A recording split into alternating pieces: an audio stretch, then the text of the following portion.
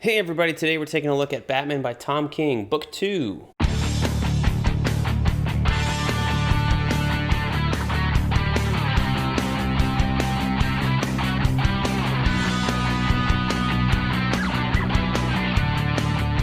Hey everybody, welcome back to BK's Bullets. As always, I'm your host, Brent and today we're taking a look at Batman by Tom King, Book 2.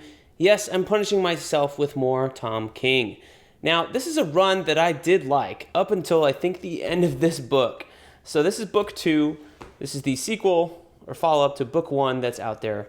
Book 1 has Batman 1 through 20 and the entire Batman and the Monster Men storyline and the Elmer Fudd special. It's a thick boy. Big book. $50. This one contains a little bit less. There's no huge crossover in here, but this is 21 through number 40. And the Flash 21 through 22. So it does contain the button crossover, which it actually starts with. So let's look at these kind of satiny matte pages. Here's all your artists in here with Tom King, Josh Williamson doing the Flash stuff. Artists Mikhail Yannin, Joel Jones, Jason Fabok, David Finch, Mitch Gerads, Seth Mann, Clayman, Travis Moore, and Howard Porter doing the Flash stuff. So table of contents, the button. So this contains the button, War of Jokes and Riddles, and Rules of Engagement, Super Friends, and yeah, that's basically the three or four stories in here. The button being this one. I love these covers here by Jason Fabok. And he did the art for the Batman issues. And then after this, he went and does the, what does he do? Not Doomsday Clock.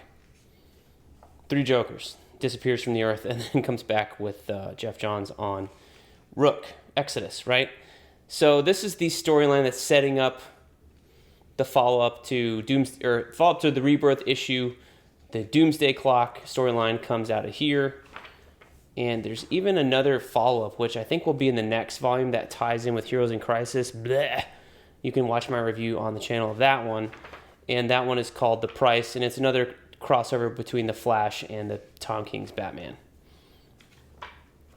I'm not sure if this stuff's collected. I don't think it's collected in Josh Williamson's Flash run because Thomas Wayne shows up in here, right? This is the Flashpoint Batman with the red circle on his chest, the old man Batman is fighting with. Can I find it? Anyway, they're fighting Eobard. Anyway, this guy with the red belt here is Thomas Wayne, Bruce's father from the Flashpoint storyline. And somehow he's back. He was in a universe that ceased to exist, and he exists now. And he'll have a big role in Tom King's run after this, which to me was always kind of silly. Like, he's an alternate universe. This is the Doomsday Clock setup here. And then for more adventures of that button, go to Doomsday Clock.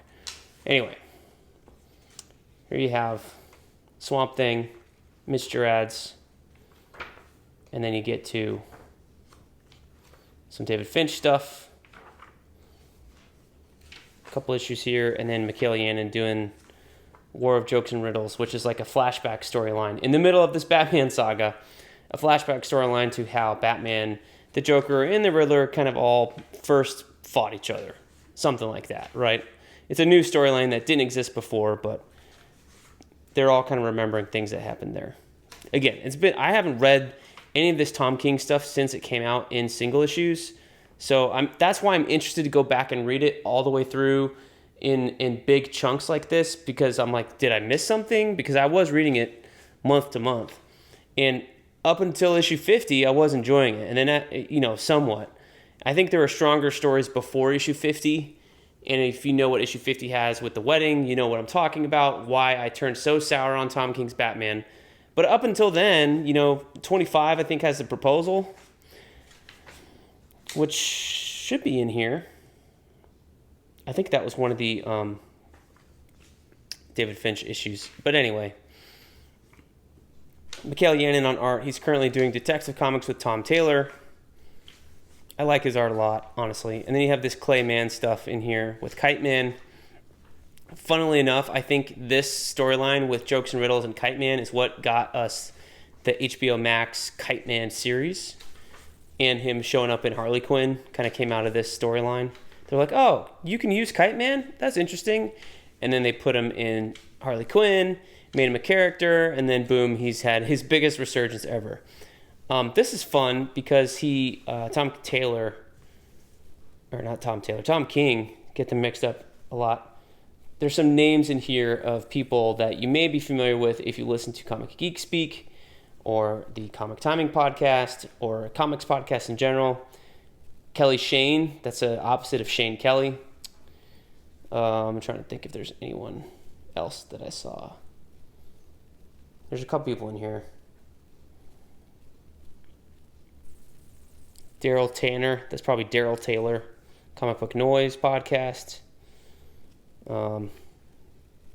Anyway, I feel like there's a couple of spreads in here where you see people's names that got hurt.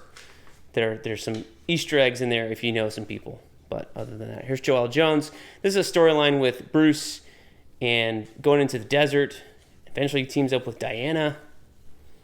And then you have the world-famous Super Friends storyline with Batman and Superman basically doing a double date with their ladies, going to a costume party and then dressing up as each other. That's interesting. So here you have Bruce scowling as Batman, and then that's Clark as Superman. Bruce is Superman, and then Clark as Batman. So I think Lois Lane's dressed up as Catwoman. It's kind of it's a fun storyline. It's not bad. But again, this is the half of the run that had a bunch of great storylines. Here's the team up with Wonder Woman. There we go. I was wrong. More Joelle Jones art. But back to the desert again. So can you blame me for getting confused? And then some variant covers from the Button crossover here. So yeah, that's my look at Tom King's book 2. Again, this is a little expensive. It's $50, but you're getting 20 issues. And again, I think this first half of the run is interesting and fairly decent. And then until we get to issue 50, so maybe book 3 is the one I sour on. But they do match. They got the new DC logo or old DC logo, whatever you want to call it. And then their spines also kind of match. I guess we're going with purple themes, at least on the first 2.